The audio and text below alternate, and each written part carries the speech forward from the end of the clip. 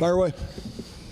Back-to-back wins, first time since the first 3 games of the season. How nice is it to have that game-to-game consistency, at least on with the finals?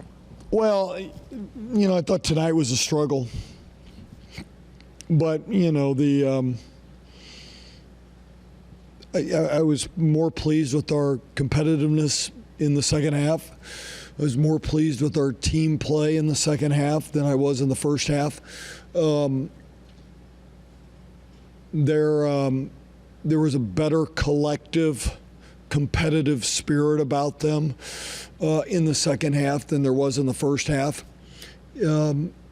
So yeah, I mean, we're once again, I think Houston does some things that give us problems, and they play a style that we can get into that isn't our best basketball, And we have fallen into that trap a couple times now in the second quarter of where we have fallen into their style of basketball, and that has been too tempting for us to not get into. So their style has gotten us into a game that really we're not as good at. So give them credit for that. And then is playing a team 2 weeks after you've already played them, is that more of a benefit or is it more of a hindrance? Well, I think the one thing about playing somebody so close is that there's rarely, the saying of it's not who you play, but when you play them sometimes. When you play so close together, it's not so much that the teams are different, unless there's injuries or something. It's not like they've put more stuff in. They didn't. There wasn't much that they hadn't done that we hadn't seen, but vice versa, there wasn't much we did that they hadn't seen either. So there were very few adjustments, I felt like. We wanted to control the ball better than we did in Houston. We did that a little bit better. We obviously shot the ball better in the second half tonight. But, I think the 2-week gap, the teams are pretty similar right now. And then kind of the bump in offense for you guys in that third quarter, is it just bumping it up on defense a little bit and that turning into offense, or what kind of led to that spike? I thought there was just enough team play in that stretch. I thought our spacing was better. I thought our dribble use was more efficient than it was in the first half. And then I thought when we got downhill, we were stronger than we were in the first half. Once again, I want to get back to, they get you in a style that we're not necessarily good at. We're not great one-on-one players, but they put you in a style of that way. And we made enough plays one-on-one in that stretch. Taryn made some good plays. Gina made some good plays. I thought Nastia had a really good second half. Tess had a stretch there where she was good. So we didn't play great tonight, but we played just good enough. The youth of this team's been well documented. Just what are you liking at this point in the season, and just what are those things that you're still looking for in these next steps over the next month?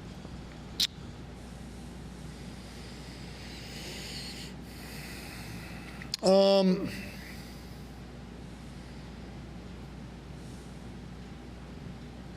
like the fact that we're getting different contributions from different players. You look back during this week, we've had Ramaya White play a really prominent role. We've had Tess Heel have good games. We had Taryn step up and have a good second half. She did not play well against Houston the first time. Gina Garcia has had back-to-back good games coming off of the week off. So I feel like she's refreshed. So I think that we're seeing a better balance than we saw maybe before Christmas. What I don't like is that our immaturity at times is getting in the way of our growth. And what I mean by that is we've got players that are not playing well and their body language is not good. Their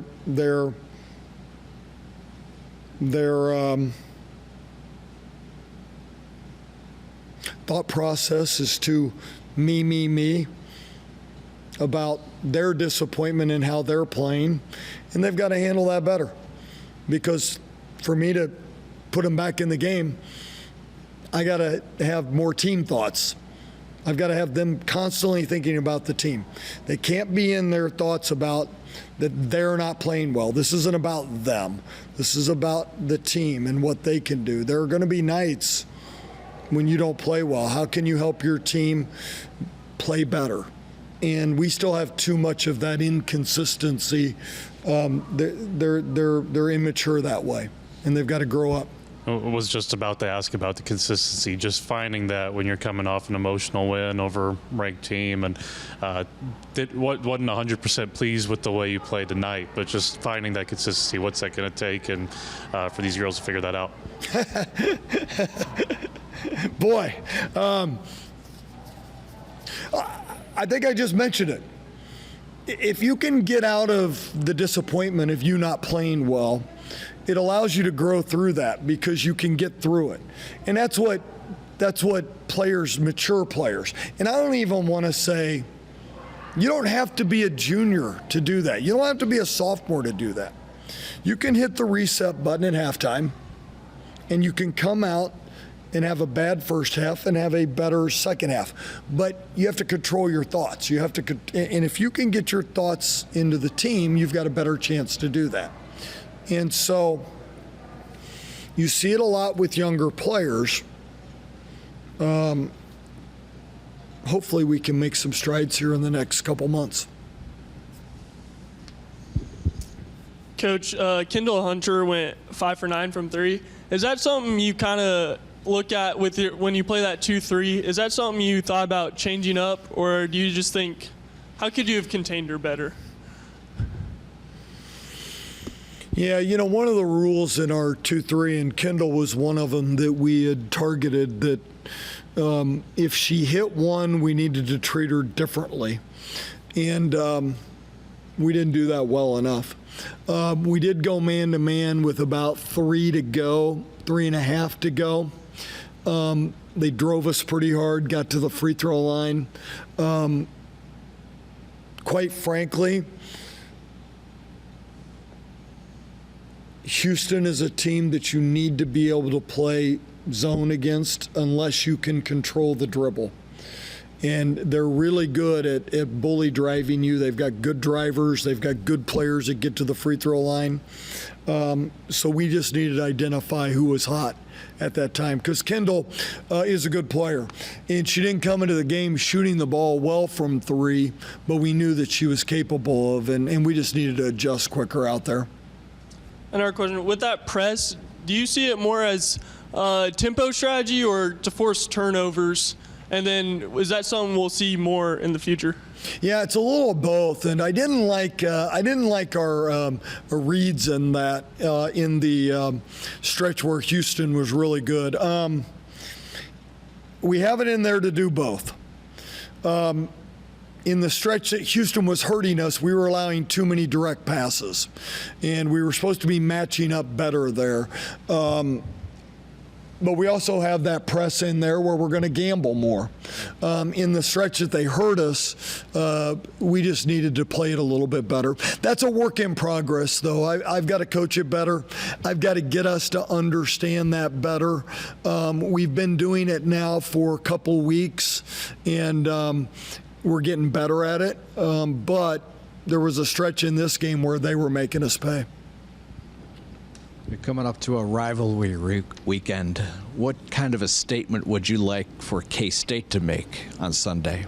Well, I just told them it's one of the most fun rivalries I've ever been a part of. When I came to K-State 12 years ago, it was I was excited to be a part of that rivalry because it's in every sport, and it's such a fun, competitive rivalry. from football to baseball to volleyball to basketball to all of our sports. And I think the state does a good job with it. I think the fans enjoy it. So I just told the players that, hey, we need to enjoy being a part of this. And there'll be a lot of purple over there in Lawrence, as there always is. Should be a really great matchup. Let's embrace it. Let's get some rest tomorrow and see what the weather does for the weekend. That's maybe the bigger, hopefully it'll hold off. We got some good preparation ahead of us, but it'll be a fun matchup for sure. Thank you, everybody. Thanks, guys.